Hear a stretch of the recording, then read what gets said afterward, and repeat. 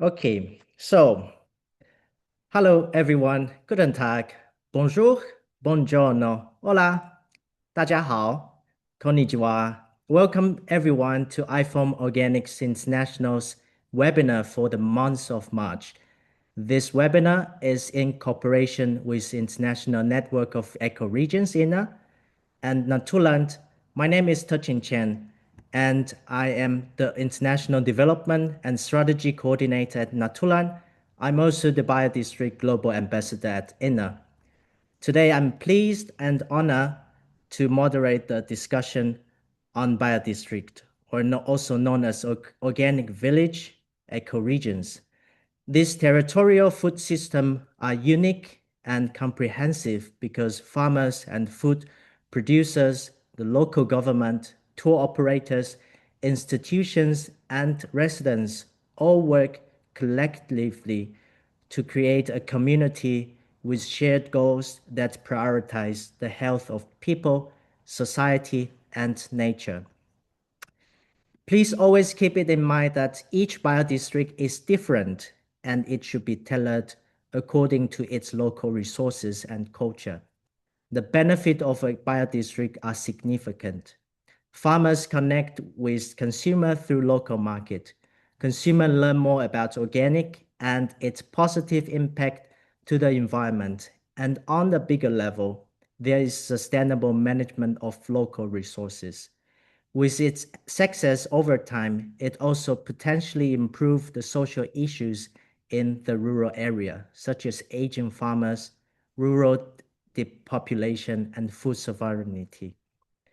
This is the reason why the concept of biodistrict have bloomed not only in Italy, but also in Germany, Serbia, Tunisia, Taiwan, Argentina, and so on.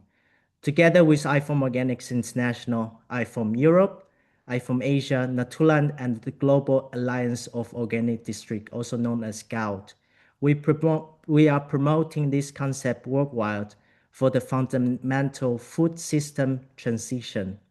In fact, our audience has asked repeatedly to talk about the topic of biodistrict.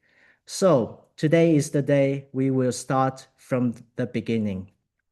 It takes a village, an introductory webinar on establishing a biodistrict will tackle the fundamentals to which biodistricts are built on, the challenges that come along with its initiative and measures taken to keep territorial food systems sustainable. We have assembled a great lineup for today's discussion. But before we get into that, I would like to invite you, ask everyone to answer a Mentimeter survey. You can find it instruction in the chat box.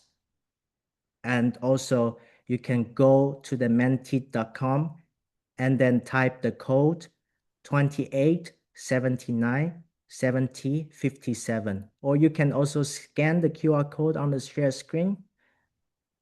Here we ask you one thing. What do you want to know about biodistrict, ecoregions, organic village, and bioterritories? Please write your short answer on the Mentimeter. And while we await the answer come in, here are some house rules during the webinar we would like to remind all the audience of today's webinar.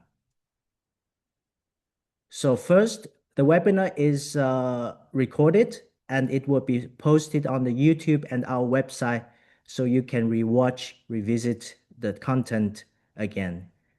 And you can send your questions to the speakers anytime using the function of Q&A button of the Zoom at the bottom of your screen. We will answer as many questions as possible, but keep in mind, keep your questions clear and concise. It helps us to give you more accurate answer. And there is also the closed captions are available. You can switch them on while if you need the visual or hearing assistance. Don't forget to keep the things respectful and constructive. We are here to learn from each other. And please note that the views and opinion shared by the speakers are their own and do not necessarily reflect those of ifoam-organics International. So let's go to the speakers. As mentioned, we have a great lineup for today. First is Cesare Zanassi, a professor of sustainable food system management and food economy at Bologna University. He is also the scientific coordinator of INA and a member of GOUT. We also have Juan Pablo Ciulano, a sociologist and food system economist. He brings in more than 25 years of working experiences working in organic and agroecological development programs and participatory action research worldwide. He is the scientific and standard officer at INA and representative for Latin America and Serbia.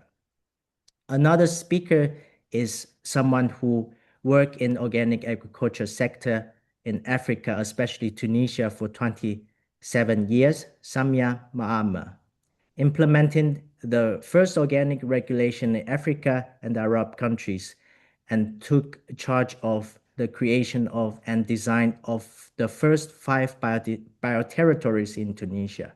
She has retired from her ministry post, but is still an active member of INA as a representative for the African continent. Next one is the resident of Biodistrict, Aina Calafat Rogers.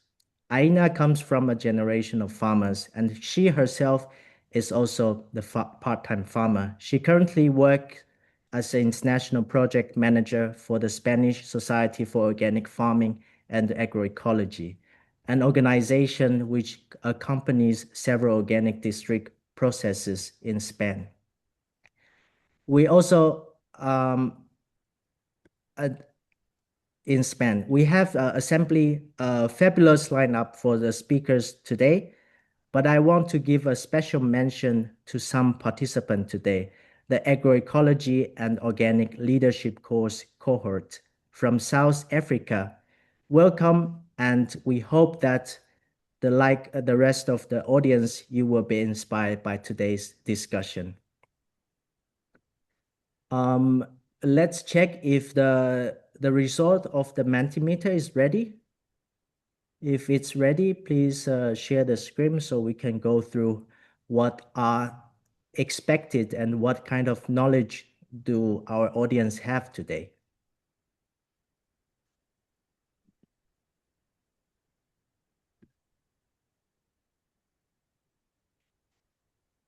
So, as we can see that many of the question is focusing on how to establish one. So that is one of the key focus of today. So I'm sure after today's meeting, you will hear more, and I hope you have the inspiration. Of course, challenges is also an issue that we need to handle carefully to how to maintain and sustain this kind of the initiative and the governance who have the ownership, how to make sure the system is running. These are all the key elements that are crucial for the biodistrict, as well as the policy. Is it the bottom-up approach? Is it top-down approach? And how can the local government assist the function of the biodistrict? I think that's pretty much of the key point. But first, before we're entering the speaker's insight, Nika, can you please share again the introduction of the biodistrict? So I would like to prepare a bit for the audience, as this word is quite hot today, but what is actually a biodistrict? So we need to know there are some key characteristics to say that, okay, we are running a biodistrict. So first, it's very crucial, a clear definition of biodistrict area. So we know where is the definition of the territory. And that's the second is another key point. It's a multi-actor participation, various interactive actor that comes together, and not only farmers or producers or consumers, but also the local residents, the institution, the research, the agent, tourist agency, local government. There are more and more. And these kind of people, they are getting together, they have a consensus and agreement on sustainably manage the local resources based on the principle of organic agriculture and agroecology. So with this rich background, it has a very crucial focus is multifunctionality. So not only tackle the problem of producing and consumption, but we also focus on land and soil conservation, for example, biodiversity protection, cultural preservation, rural development, supply chain management, public procurement, community engagement, education, and more. So these are all the crucial aspects of biodistrict. And next, please. As you can see, organic district, biodistrict, ecoregion, bioterritory, ecomodel region. These are different names, but it's a similar initiative that we used in different countries and continents. So I hope you have the basic idea of what is a biodistrict. And then I hope you are ready to hear more about the insight from the wonderful panelists we have today. First, I would like to invite Cesare Sanasi. He will bring us the fundamental knowledge and tools that can help you to build a biodistrict. Welcome, Cesare. Thank you very much, Techun. You made a fantastic introduction. I'm very happy to hear that the questions are so consistent with what I'm going to talk very briefly, and I hope to interest you in this short presentation of the key elements of an organic district. Let me just share my screen. Okay, can you see it? Not yet. I hope it's coming. Someone else is, I think, sharing the screen. Maybe you should deactivate yours. Can you maybe try again the presentation mode? Okay. No, I am in presentation mode. Sorry about this inconvenience. Okay, now it's great. Okay, fantastic. So I would like to show you just in a picture what Tei-Chung was talking about. So you imagine a territory, a lot of actors, natural resources, local inhabitants which are not directly involved in this type of activities, but they could constitute the civil society. So it's a complex system. It's a complex system which poses also challenges in its governance. So, but as INER, we just developed more than 10 years of experience in tackling these challenges. And I would like to show you what we came as a solution about the organic district. First problem is, should a biodistrict be a bottom-up initiative or a top-down? There is no answer for this. There is no one answer for this. Depends on the context. In some context, bottom-up is the best solution. In others, support from a top-down approach could be best. So we will maybe talk about it in the end of my presentation. But as Tei-Chung said, there are no biodistricts which are equal to each other. So they are so different in expectations, agendas. So let's expect not to find a regularity in the biodistrict beginning, but also we should consider that they respect the basic principle of agroecology, organic development. So to answer one of the questions, we devised a pathway which can guide people who aspire to start an organic district or a biodistrict through INER. And we devised 10 points, which are summarized very quickly here. In these 10 points, you will have a sort of mixed approach where you can organize the civil society to become aware of the existing through promoting a committee, but also you should check if the idea of starting an organic district in your territory is feasible or not. And if it is not, which are the actions that you should take. So we just found out that it's not always possible to start from scratch, immediately activating an organic district. It's complex. Then once you have defined the possibility to develop it, you should define a first draft of a strategic document. So what are we going to do?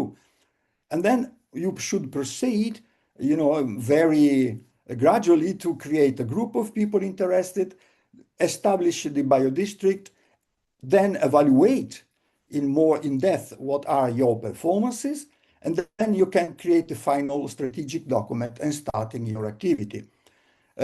Organic districts could be participating to the international net of ecoregions. Why? Because we not only provide this type of services, but we also have a library of different other supporting tools for your starting an organic district and their management. And I think Juan Pablo Shurano will next talk a little bit more about it. What are the support actions that we are going to provide?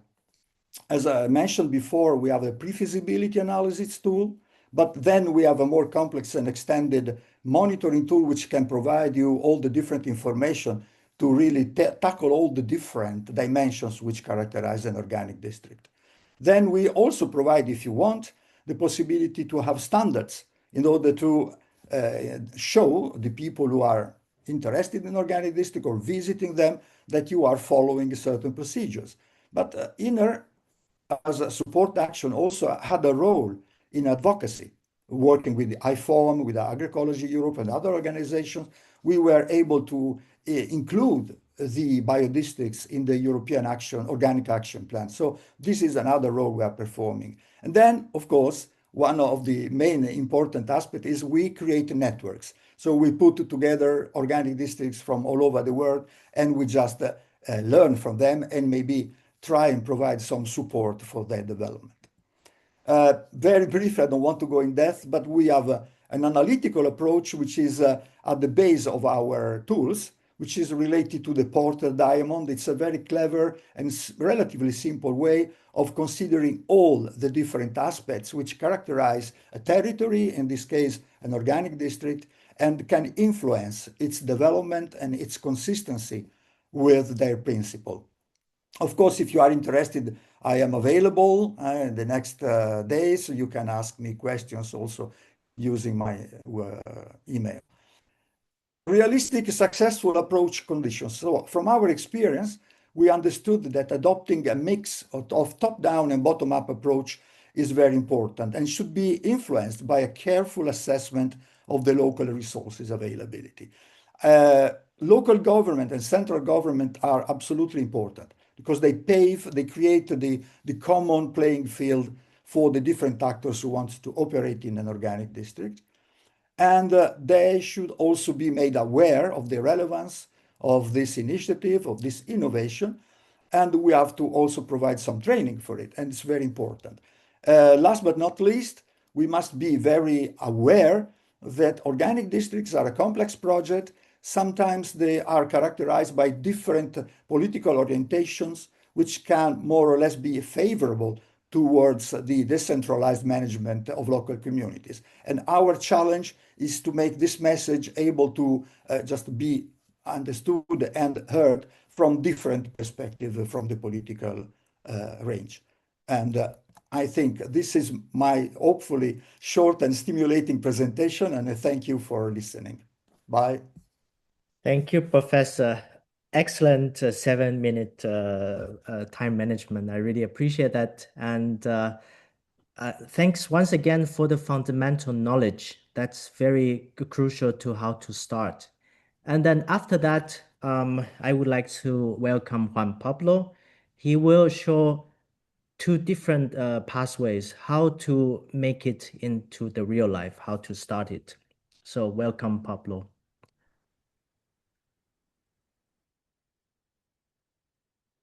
Thank you very much, Techung, and it's a pleasure to be here today.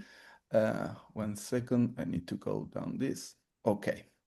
So I will take back some elements that Cesare point out in his presentation. I want to share with you three levels of biodistricts development. The first level would be the startup generation. So there, the core elements are the pre-feasibility, the creation of a promotion committee of the biodistrict, the institutionalization process, and developing this strategic plan. This would be the entry level of biodistricts. The second level comes with management and implementation. There we have data and information system of the biodistrict, participation, how the meetings are organized, the frequency, the decision making, working groups according to the interest and the reality of each biodistrict. Then there is a monitoring of the strategy and action plan implementation. Then there is the operational protocols for stakeholders.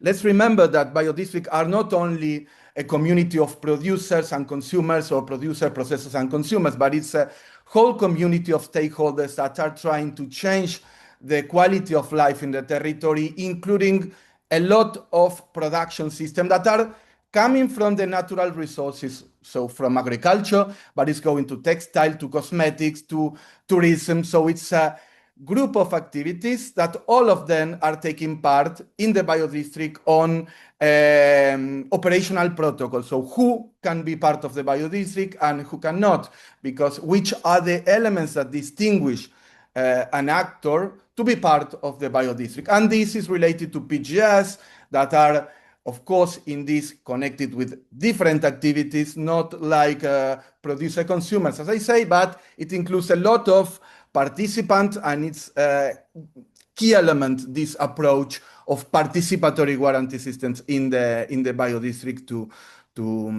develop at the different stakeholders level. And the third level is the impact and the territorial transformation. If we think in agroecology, it's this change that we are seeing from our actions in the territory. So it's the change of the patterns of consumption, the patterns of decision making, and the approach of development of the territories. So in INE, we work with different regional and national organizations to implement actions. So one experience that I will start is in the Americas. We have a member that is CIAO, that is a Commission of Inter-American Organic Agriculture, that is composed for most of the public authorities in the different countries.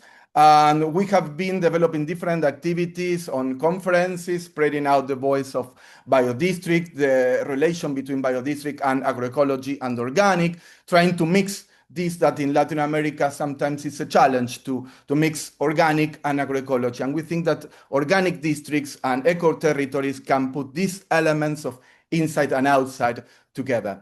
So we've do a lot of initiatives. A group of representatives from Argentina, Ecuador, and Brazil visited biodistrict in Italy, participated in different conferences.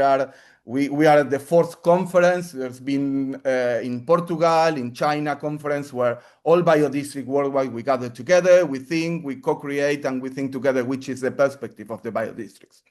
So this has been some actions of CIAO, and I will go to a national strategy plan in Argentina that its organic districts have been included in the National Plan 2020-2030. A national table for biodistrict has been established. Different participants, stakeholders took part from the research, from civil society, from universities, work together, identifying how could be the idea of implementing a biodistrict in Argentina. As we said, every biodistrict is different, so we have different conceptions, different visions of what a biodistrict could be according to the local reality. So we start on that, we identify which stakeholder on different provinces and municipalities could take part on a possible biodistrict. Then we start up in a case study that was Catamarca province, where we start identifying some value chains that were producers, as I said, producers, in this case, processors, textiles. We find out that it's very important, the link between agriculture and textiles with small communities, indigenous communities, indigenous knowledge, and how this process could take an impact on the development of the biodistrict, at the same time tourism, and by the end, education and research from primary rural schools to research centers of different levels from many fields of research and education. So we integrated this, and we integrated which were the stakeholders, and from this, together with the Ministry of Agriculture of the province, with the Ministry of Agriculture in the nation state, and with different non-for-profit organizations, NGOs, we work together identifying which could be the division of the regions, because as has been said before, a biodistrict doesn't have a specific amount of land, a specific amount of communities. It depends on each reality, and it's very important to identify which is the best territorial approach for starting up a biodistrict. So this is a brief experience from Argentina. I will go fast to Serbia. I am sorry of the time. I will be maybe 2 minutes later.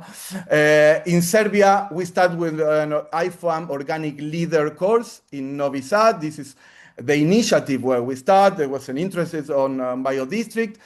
Serbia Organica, that is the national organization that gathered different stakeholders in Serbia, demonstrated interest and start thinking together with INER how a biodistrict system could be developed in Serbia.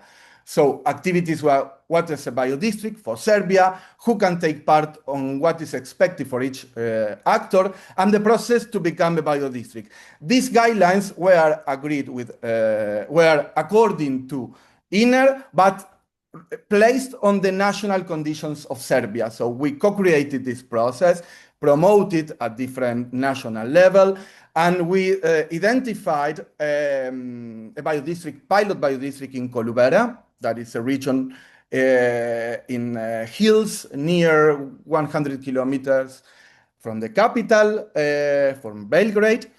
And we make a pre-feasibility study about the area. We make workshops with the different stakeholders. We make a stakeholder analysis asking each actor what is important for you in a biodistrict and what you are expecting to give to the biodistrict. So which is the expectations and which can be your contributions. We work a lot on this process, and we start open fields visit where people from the community were invited, producers, processors, schools. Then with this trip, we promoted this at national level with universities, with research organizations. We make a public announcement with all the community was invited to participate. We work on the strategic development plan. And finally, the biodistrict was accredited as INER biodistrict. And we start relation with other biodistricts between municipalities and so on. Nowadays, in Serbia, there are many biodistricts that start into the process and the system, and they are already working in the second stage with BGS, with initiatives at different levels, going further on Kolubera and spreading the voice and the experience at national and regional level. Thank you very much. I am sorry for the 2 minutes that I took more. Thank you so much, Juan Pablo, for sharing these very practical insight on how to start the feasibility check and to do the workshop with the stakeholders. Once again, thank you. And I would also like to remind all the audience today that you are highly encouraged and welcome to use the Q&A function, that you can drop your questions, comment. That's the way you can interact with the speakers today.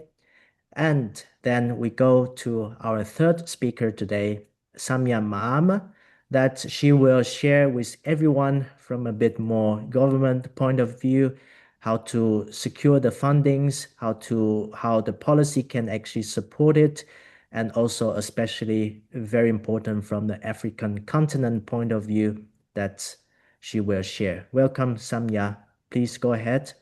Hi, everyone. Thank you. I will share with you the Tunisian experience, which began in 2006, and we began to think about how to develop bioterritories in Tunisia. It was when the organic sector started to gain momentum in terms of area, production, and especially export. Indeed, it was necessary to develop entire regions in order to better avoid chemical contamination and guarantee credibility. All regions volunteered. It was necessary to choose pilot areas to present the five bioclimate area in Tunisia. And that means that our choice was a top-down approach. Um, oh,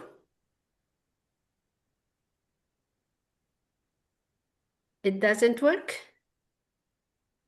It's not yet moving to the next page. Yeah. Okay, Okay. now. So yes, as you see here, we work on that. Not yet, yes. And in 2013, 2014, the Ministry of Agriculture opted for a scientific study for this choice, which was carried out across 256 delegations according to five micro criteria, which are ecologic, agronomic, economic, etc., and 22 micro criteria for a total of 48 indicators. This give us the first five bioterritories in Africa were therefore so chosen. You can see the diversity of that. And an action plan was established, and it has been incorporated into the Ministry of Agriculture strategy since 2016, and also in the 2030 vision of the Ministry of Agriculture. So you can see here that we have 2 points, how the five pilot region territories was included in the strategy, and the development of organic agritourism in the same time.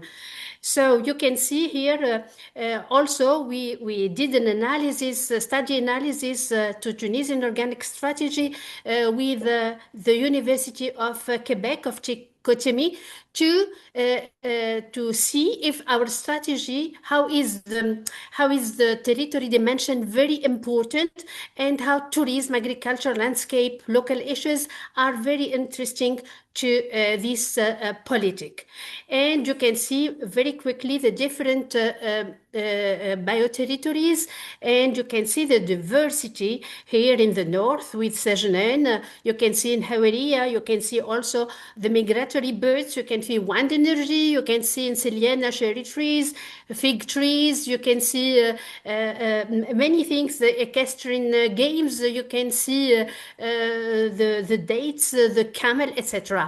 And the important thing was also that we include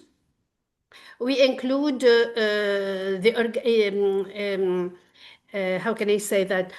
We include in the strategy the development of 20 organic value chains and sectors in plant, animals, forest, and biotourism in all the governance. So you can see that. You can see here the richness of these what we can sow and show to the visitors with this biotourism tours. Very, very interesting one.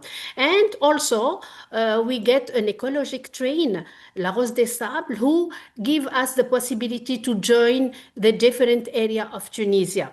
The other thing is that, as he said, there is also, in addition to grants awarded to the organic sector, it was necessary to find funding to develop these five biotories. Essentially, three projects work toward to development and establishment of local governance, the funding of technical, scientific, institutional, marketing and support, and activities, both agriculture, tourism, and climate change mitigation to all stakeholders. We get these three: Biotourist Tunisian, support of development of sustainable and resilient organic agriculture in the context of climate change, and the project of Biotet, fair and sustainable biotourism. So you can see here how these three projects help us to develop these bioterritories. We get many focus group. We use see that bioterritories is very, very large intervents who come with us in this development, and you can see also that we need research and or legal form for the biotery. We get many memorandum of understanding for the 5 sponsoring group. We get also an action plan against, and we get also the INERS rule in Tunisia with progressive implementation, adjustment and correction, and bioregion collaboration, which was very, very important to us in Tunisia. So we get also, sorry, you can see also here that the establishment of bioterritories is a continuous and evolving process. It is never static and it is never automatic. So we can also duplicate, but we need to know the reality of the area to see if we can duplicate or not. And we get a new thing, what is hence this initiative led by African experts in partnership with INER, which aims to support the emergence and the development of bioterritories in Africa. Why Africa? It is very important to know that because Africa is 54 countries. It is 30 million kilometers of area. It is 1.5 billion of people in 2024 and 2.5 billion in 2050. And we have only 0.005% of the youth of the land who are certified organic. So it is an enormous potential, a little exploited. What we can see here is that for African countries,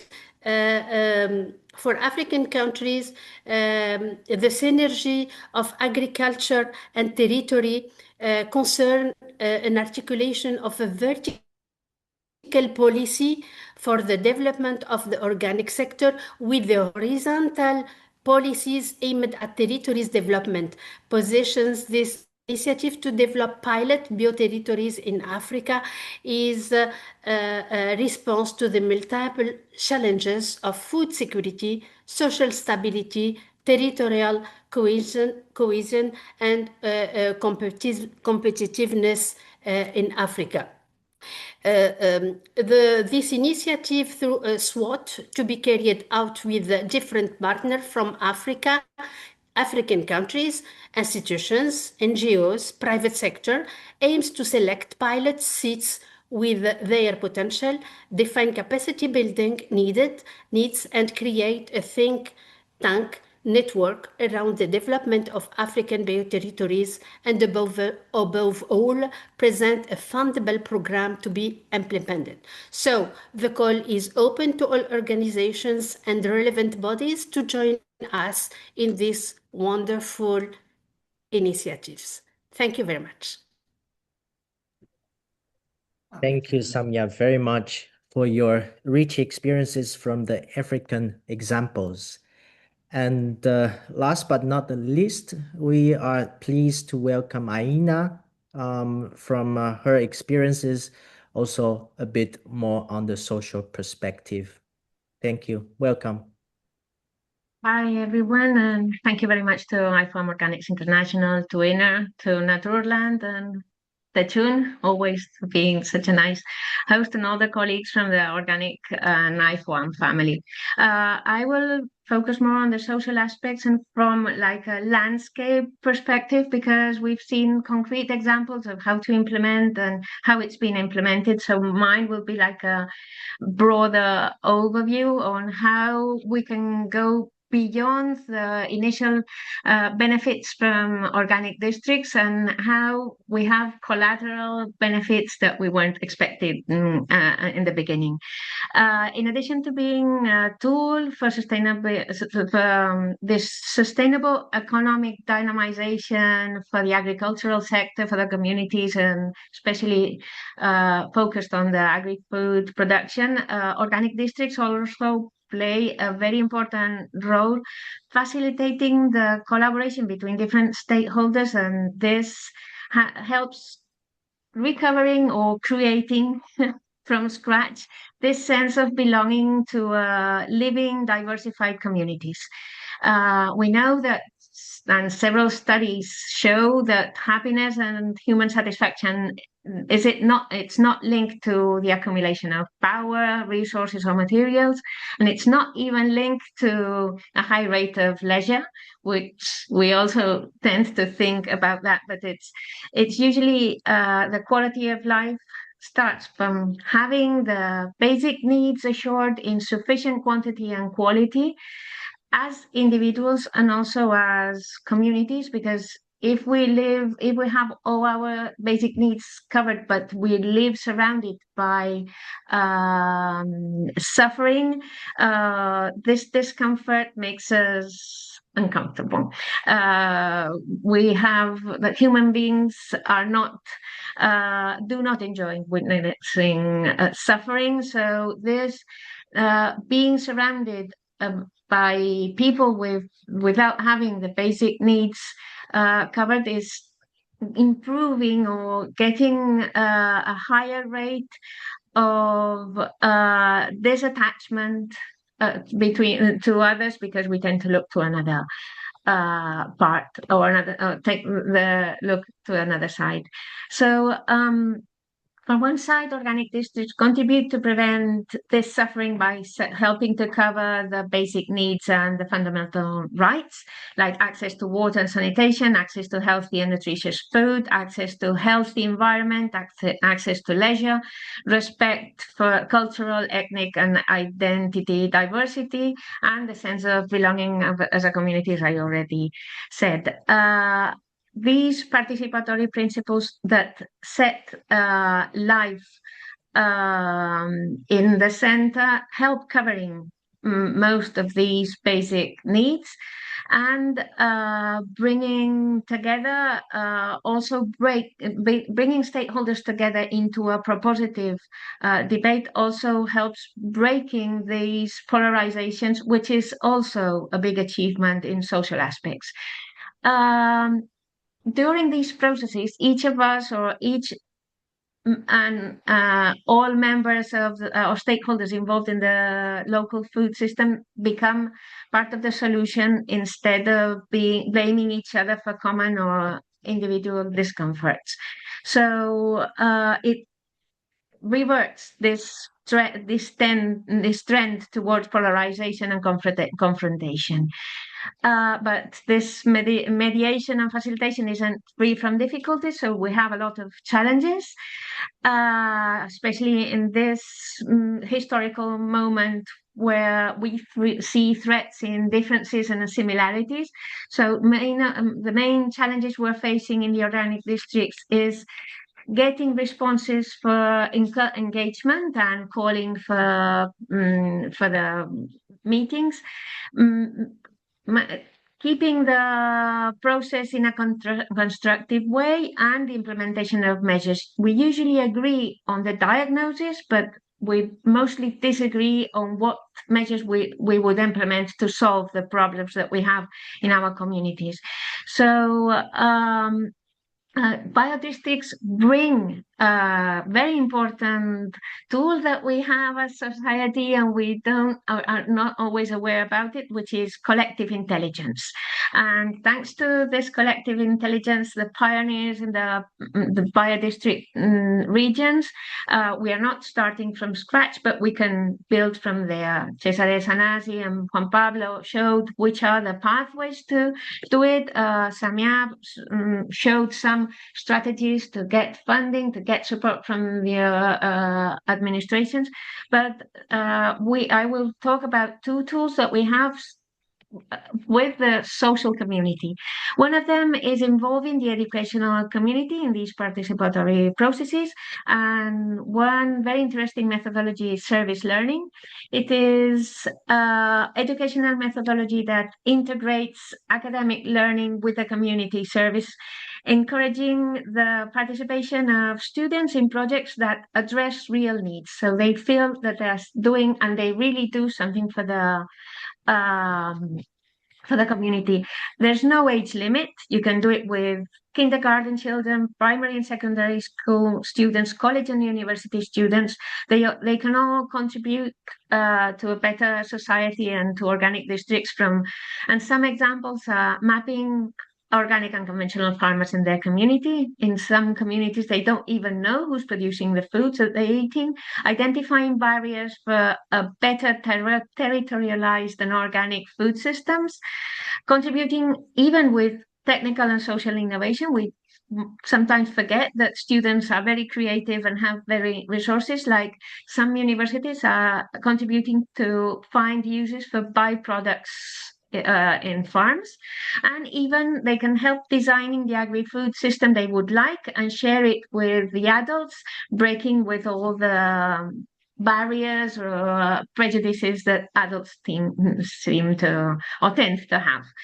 And within this social context that we are in, with that we are not reacting to people annihilation, to killing children, to grabbing land and resources, but we do react when we see that the price of petrol is rising, because it will be uncomfort for us. The biodistricts contribute to reconnect with our humanity and to bring hope, not just for the current generations, but also for the future generations. And the last strategy that I wanted to just mention is that using different languages, like different art languages, photos, images, pictures, paintings, music, to promote this other way of approaching the food systems and the whole community is also very, it's a good way to achieve results without having to invest resources, because sometimes that's the limiting part of it, not having resources to cover it. Thank you very much. Thank you so much, Aina, for sharing this a bit more spiritual well-being perspective that a biodistrict can actually bring, and how strong is this collective intelligence, or how create the student can actually be inspired by biodistrict itself. Thank you once again for all the speakers of today. And then I have already seen there is lots of questions in the Q&A part. First, before we go into the questions, I would firstly like to invite our panelists today. You are welcome to choose one of the questions that you found it relevant to your experience, expertise. Then you can answer that particular question. I have already seen Cesare, you have already chose one. Okay.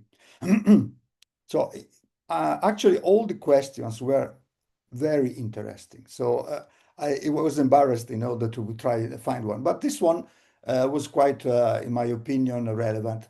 Based on the experience from different biodistricts, how much time does it take to do all the steps for establishing biodistricts? And how do you monitor the progress and impact? Okay, of course, there is no simple answer to this. Always the experts say it depends. In this case, the quickness, the shortest time possible relates to how much the local community is able to fully grasp the meaning and to convey the participation of a large amount of actors. Generally speaking, in my experience, it takes few years to start a working organic district. If you do it because you need money from the government, as sometimes happens, you just build a very weak structure, which maybe can be on paper working, but it hasn't really created the right conditions. So I think it depends. More than 1 year, sure. And it depends very much on how the promoting committee, the people who wants to start the organic district, are able to be heard, and their reputation is good enough to just polarize the attention of all the different actors. And the monitoring of the progress and the impact. This is a very good question. We monitor the progress, of course, by adopting our approach, which tries to measure and evaluate how much the different characteristic of the organic districts develop in time in terms of being able to introduce innovation, introduce sustainable production. And so all the characteristics which make the organic districts able to develop are monitored and checked after a while. But all the impact, it's a very tricky situation. We are currently trying to find a very relevant way of answering this question, because the impact sometimes depends on individual actions and not on the fact that you belong to the organic district. But we find out that by inspecting carefully the different initiatives that an organic district takes in order to develop the territory, you can match the initiatives to the results that they got. So this is a work in progress, but it's the way which we are thinking of developing at the moment. Thank you. Thank you, Professor, and I hope that the answer is welcomed by the audience. And also, I'm sure that we can move on to the next one. Juan Pablo, you have your questions ready. Yes. I would answer the question of Uroš Brankovic, that it's kind of, I will use it even for another question that are on the same direction. So I will read it. How important is for actors in RECO region presented to produce organic food for local or national consumer, or is it more important to give new economy opportunities for farmers, even if everything goes to export, of course, together with benefits of environment, biodiversity, and soil? So this is, I think, a very key element, because when we think in a biodistrict, the core of the biodistrict starts from the territory, from the food security of the territory, and from the natural resources of the territory. I think that this is a key element that we need to think about in biodistrict. Nowadays, we see that rural communities most of the time are clashing with, let's say, to keep sustainability, to keep biodiversity, to keep water. Unfortunately, now in Argentina, we are struggling in a period with a lot of difficulties between minery and agriculture and water. So what I want to say about this element is the core element of the biodistrict is to protect the environment, is to protect the food security on the local reality, but at the same time, it means create income generation for the rural habitants. So it is important. This is not something that it's go or only for local consumption or only for exports. Depending on the reality of the territories, there are many territories that base their economy on an export producer, or on an export product. But it doesn't mean that the biodistrict would only focus on one of the aspects or another ones. The core of the biodistrict is the territory. The well-being, as Aina was explaining before, the core of the elements is the well-being on the territories. And the well-being, most of the time, is having food security, is protecting the environment, and it's creating income for the people to have a decent life. So all these elements are together, and in biodistrict, the idea is to collaborate with this and not to create borders for export or for local consumption. It needs to integrate, but from the local needs, and for this, it's intended most of the time for smallholders, family farmings, connected with enterprises that can scale out the productions of the region. But it's in an harmony of the territory boundaries. Thanks, Juan Pablo. Thank you very much. Aina, please go ahead. Yeah, well, there's one question that is very quite general, so I will leave it to like Cesare to respond about how from other territories they can connect. But I would like to answer some questions that have been raised about the governance model, who coordinates, and how we ensure the continuity of these processes.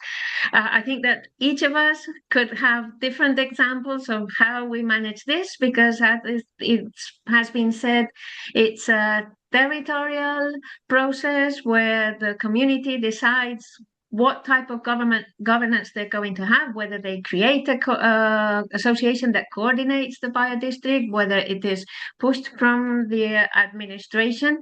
But one common element is that it's based on participatory processes where we involve all the stakeholders, and this means that it needs a continuous dynamization, that it really needs some, not support, but some effort in it. This dynamization can be external, so you would need economic resources, or you can do it internally, having a good collaboration between the different stakeholders. And that's where the educational community can play an important role, connecting with the farmers cooperatives and the local administrations. But in the end, is having a roadmap, having a real planning for where we are heading. And sometimes it is just organizing what is already being done and trying to have a common agreement so things don't change every time that we change a government or we change the directive of a cooperative. Thanks, Aina. Samya, it's your floor. Yeah, thank you.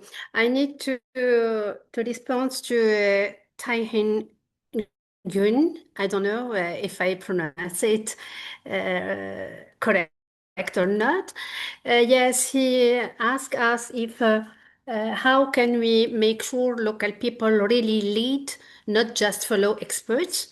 So what I can say is that before we begin, we mustn't forget anyone in the bioterritories, which means that mapping is really crucial. So it is very important to know who is concerned in the bioterritories. It could be in tourists, it could be in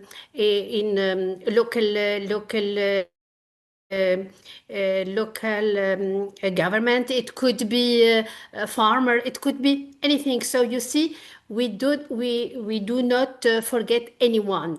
We need focus group also to let them understand what we are doing, what they have to do. And we need also a focus group to understand their expectation and the level of commitment culminating in a charter that binds them. So they have to sign this chart, and they did it, and they put what they need on it. So it is their project. Yes, we must help them to understand and to seek funding, but the bioterritory belongs to them, and their various interests become very important, driving them to continue and even to innovate. And we saw many people who, even after the experts go out, they continue to how can I say, to improve, to innovate many things that as experts we didn't see that. So that's why we are sure when you do the correct work, you can continue and you can succeed. Thank you so much, Samya. And then once again, if my panel has any particular questions you are keen on answering live, then please raise your hand. Otherwise, now it's the time for the more Q&A questions to be answered by you. And then I see a lot of the common questions focusing on the governance. That's how to make sure it's inclusive. And I think Samya has already answered quite a bit. But then there's also other questions like to to to to the initiative of biodistrict. How do you actually encourage use, as use is not normally be attracted by the agricultural things of work. But then in your case of biodistrict, how is the case? How do you encourage use? How do you also encourage the female involvement, their leadership? I think that would be also one of the perspective raised by the audience. Is there anyone who would like to take this question?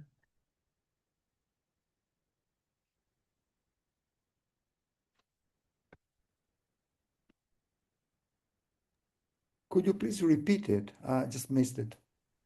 Yeah, like talking about the governance, there are different people, different stakeholders involved in this process, no matter it's the starting point or it's the right in middle of the process. How do we encourage youth also to be participate in this biodistrict initiative and as well as the perspective for the gender equality? Okay. So apart from the gender equality, I would like to just stress that governance, sorry, is my microphone working? Yeah. Governance is important, and you can stimulate people up to a certain point. I think we should not imagine ourselves like salespeople trying to sell the idea of an organic district. Of course, the first question when I started organic district from different potential actors is, what is the advantage for me? So we must be very clear that we have to convey a message where the people who can join the organic district do not do it because they want to get rich or just for individual type of advantage, first of all. So it is very, in my opinion, important to be clear on what it entails to be part of an organic district. But apart from that, of course, we must also be clear on the possible perspectives, or not only in terms of economic, which is important development, but also on the other type of possible development that a strategic plan can reasonably deliver. So we must provide clarity, and not only in the nature of an organic district, but also in the path forward. And of course, if people are only motivated for their personal advantage, it is better not to start an organic district with this type of attitude, because it will not work. We need a sort of homogeneous expectation and shared values. This is one of the conditions to start an organic district. We cannot impose it. Yeah, thank you, Professor. Shared value, shared goal. It's the key from the beginning till the end. That is also the core value of the landscape and territory. And then the benefit should be all shared as well, not particularly for the certain stakeholders. Juan Pablo, please go ahead. Yes, regarding youth and ecoregions or biodistrict, I think that three elements are essential. One is the concept of multifunctionality of the biodistrict. That is one of the ways that youth are going back or going directly for agriculture.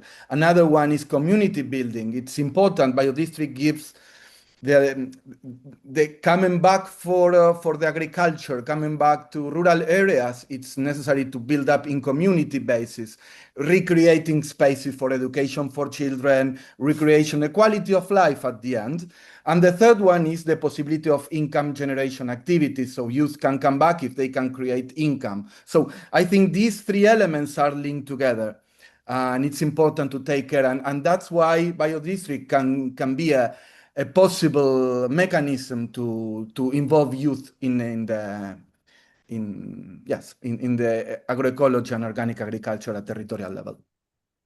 Thank you, Juan Pablo. Yep, it's quite important that recreation, income generation, as well as the community-based approach. can actually attract youth to come back. And they just one remark that the biodistrict is not only about farming. There are lots more things that you can contribute to a biodistrict. Aina, maybe you can add on this, please. Yes, well, as I explained in the presentation, involving the educational community also helps youth being more informed and getting more involved in this definition of the strategies and making it. And also there are different activities that you can do around the biodistrict to like transgenerational activities, learning, young people learning from the elderly people, or what were the strategies in the past and how things work in the food system, transferring culture from one generation to the other, but also working all these things through with a multicultural approach, because world has changed and we are living in a multicultural societies, and also the same things that we ask to the agro ecosystems in organic, then we should have the same approach in the human ecosystem and respect diversity from ethnics, gender, and conditions, and make sure that nobody's left behind, because that's why I think it's very important to set the focus in the health. The individual health and well-being is conditioned by the collective well-being and health, and this is one of the main positive contributions of the organic districts to the community. And it's not selling the organic districts, it's just saying that it's we can put that into value. Thank you, Aina. Yes, intergenerational exchange that's we want youth to be the future, but also there are lots to learn from the elderlies, the previous generation. That is the key to pass on as well. Samia, please go ahead. Yeah. Thank you. In our experience in Tunisia, we don't differentiate between women and men based on gender. However, women are generally very involved in promoting agricultural products, crafts, and so on. The same is true for young people. They have found that belonging to a territory empowers them on different levels, not just in one area. So they were very interesting to be a part of these bioterritories. And we find many young people and many women also together working on developing of these bioterritories. Yeah, thank you very much. And Cesare, we can make it short this time and then go to other topic. Yep. Okay. Very shortly, I think in my experience, organic districts involve a very sophisticated approach and attract people mainly coming from outside the farming sector.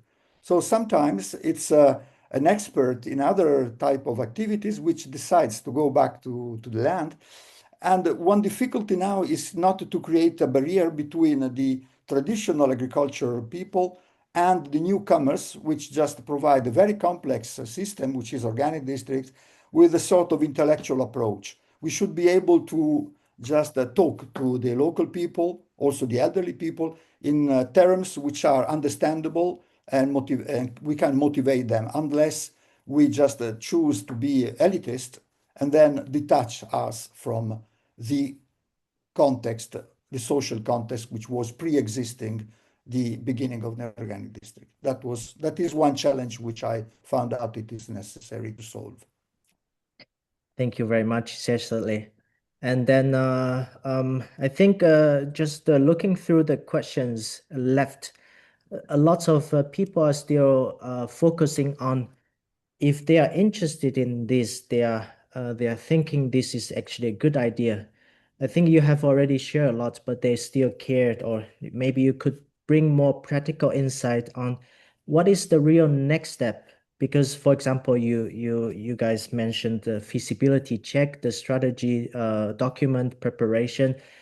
the consultation with different stakeholders from this perspective, and especially people are asking, how about fundings?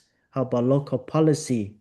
And how do these co-create? How do they collectively go? Because it's not easy to deal with not even one or two actors, a multi-actor participatory process. How do they, what is your experience can help them to move just a little bit to be closer to biodistrict initiative? Who want to go first? Okay, I can just speak very briefly. Yeah. Uh, okay.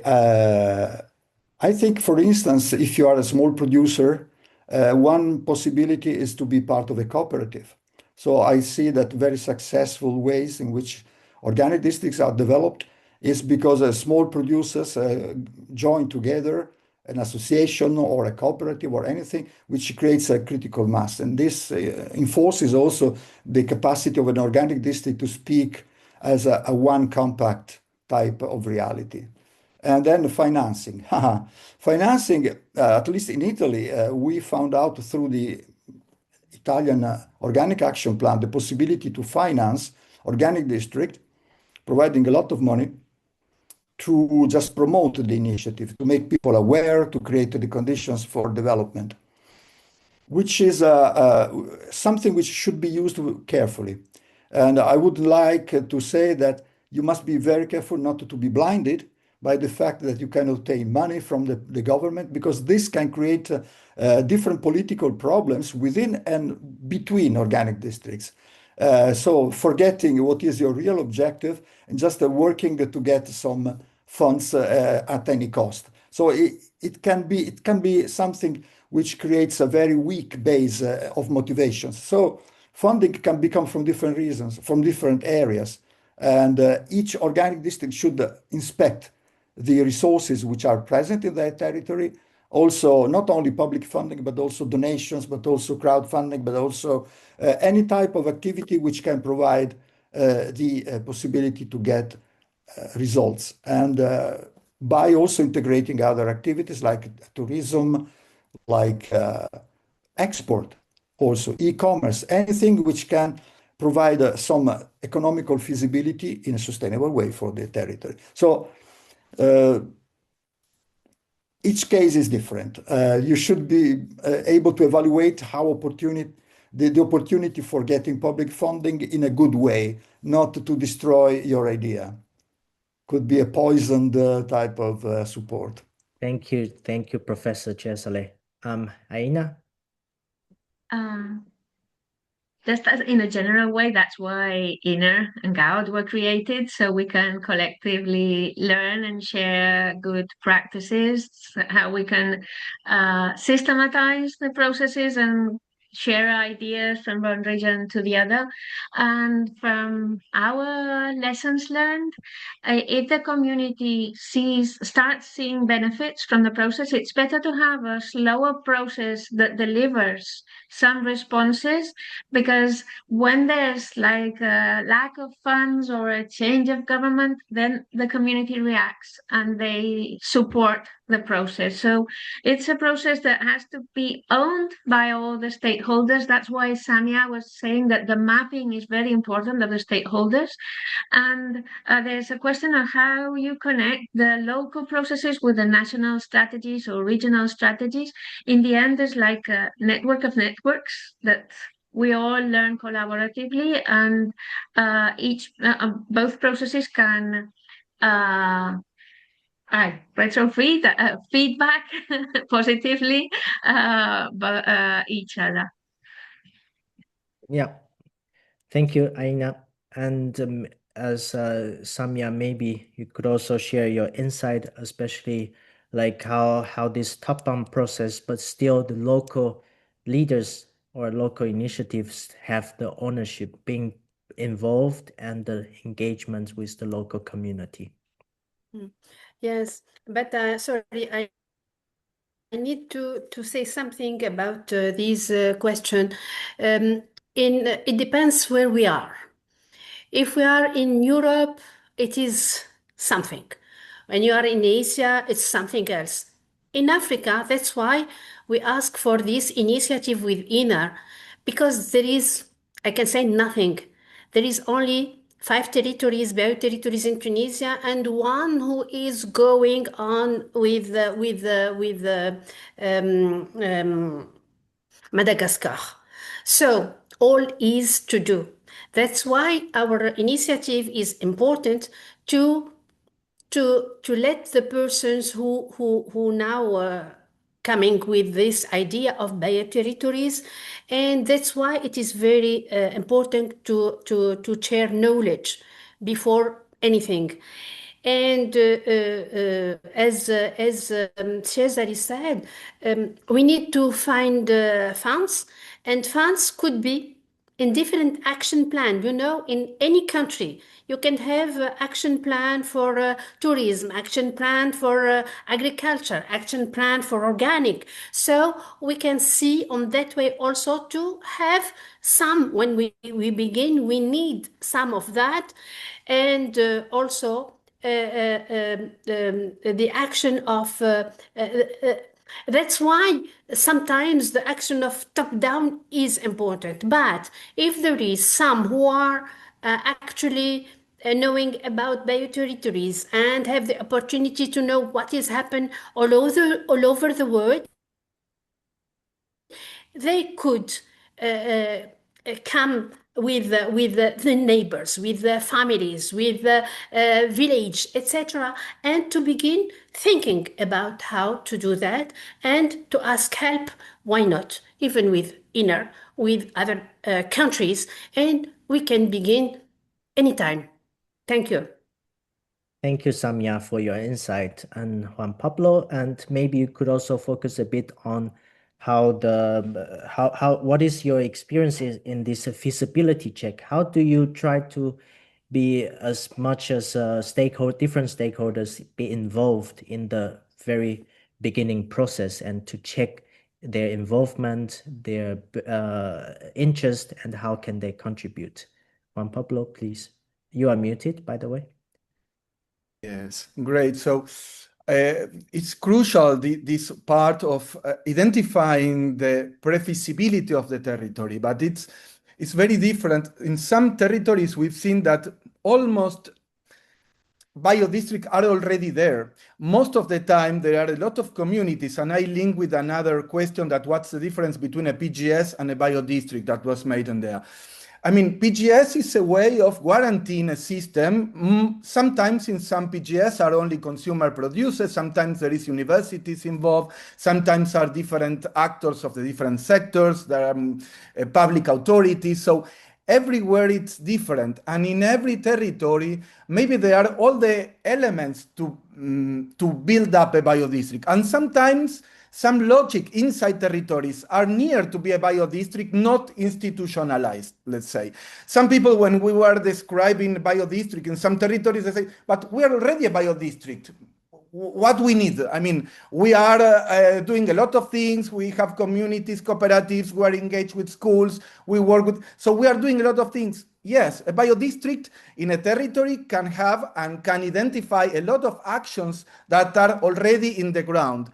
And the action of the biodistrict could be just to ensemble, just to co-create, just to work together with the idea of a biodistrict, building up from what is already in the ground. Not the first point is to understand what is on the ground and not arriving to a place or saying, this would be a top down approach, even from a local municipality that arrive and say, I will build as a municipality a biodistrict, and never speak about with the local communities, the PGS active on the territory, because it's a new institution that maybe they don't know what is going on, and they start from the process of building up a biodistrict, not knowing that in the territory there are already networks working in the same direction of a biodistrict. So, and this is worldwide. We've seen in Asia, in Africa, in Latin America, in Europe, many actions are there. We are not inventing anything, but the idea of the biodistrict is how all the actors together, we can work together to scale out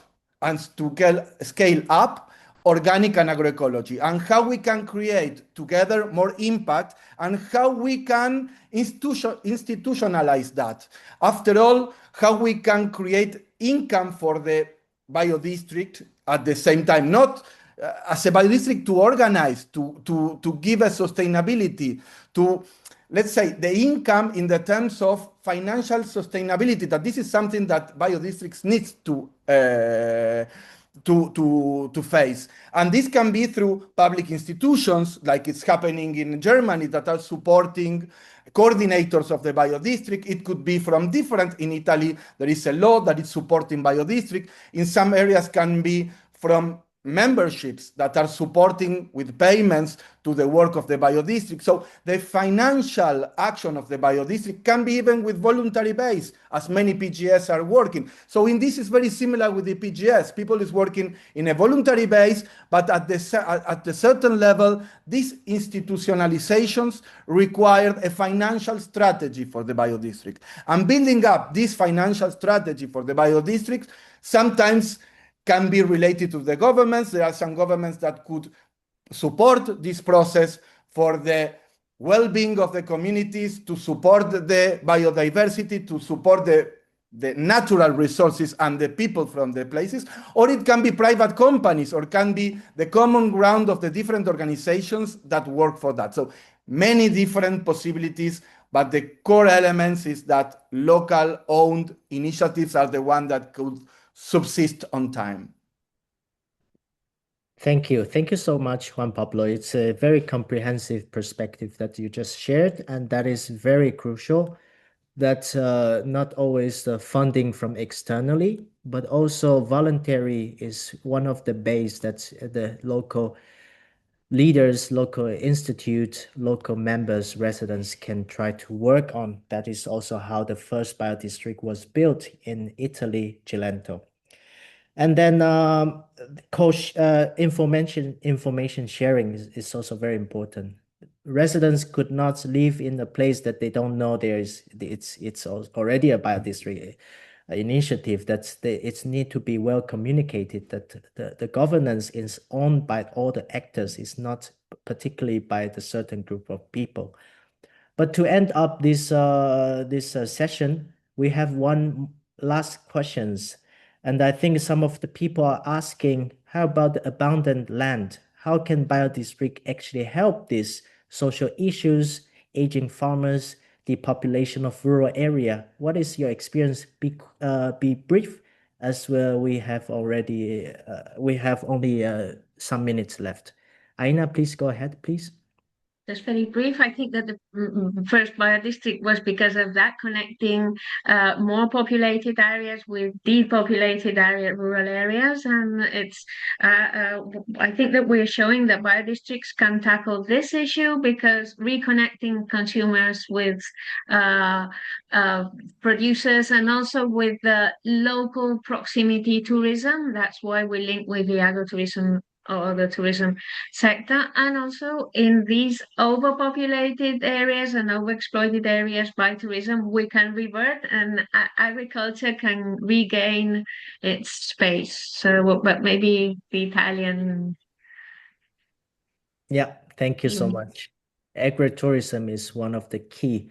Cesare, please, if you would like. I just maybe I repeat what I said before. The innovation represented by the biodistricts is attracting people from outside, which share their skills, which sometimes are related to marketing, are related to, I don't know, microbiology. So they bring innovation, they revitalize the territory, and they attract younger people. And I think the appeal of an organic district is this. You can have the possibility to show a different way of living in rural areas, which is not insulation, but it is active, collective action, which is also interesting and fun. having common markets, music under the trees. There are a lot of initiatives which revitalize the territory because they are started from people which also bring their own expertise and vision from outside. So it's a positive contamination which attracts also the installment of people in rural areas in general. Then there is a lot to say about that. Regulations from the government sometimes encourage, sometimes discourage, but it's outside the scope of an organic district. But their role is that to attract people which can be able to innovate and occupy areas which were abandoned because it is positive to be part of an organic district. Yeah, thank you. Through all different kind of activities, biodistrict provide the potential to revitalize the abandoned area and also to tackle some of the social issues. Maybe Samia or Juan Pablo, you would like to add a little bit more on this perspective? If not the case, I think, yeah, I think that experience is very important because what we show after the beginning of these bioterritories in Tunisia, we saw we show that many other regions are interested about what is happening in this region, and they discover many things in their own area that was not really known. So I think these bioterritories can help many other regions to add value in anything, social value, production value, export, anything. So we discover our country. We discover what was there, but we didn't show it. With these bioterritories, we get this opportunity to give to add value to what was normal for us. But when we saw that it could be better when it is under bioterritory, I think that this is the main thing that could develop the other part of our countries. So when we have one pilot, one example, two, five examples of bioterritories, we can develop all our country. Thank you, Samya. And yes, rich perspective is considered in the initiative biodistrict. It's provide diversity in agroecology, in the social, in the lifestyles, let's say, and the diversity also provide the balanced system for the society.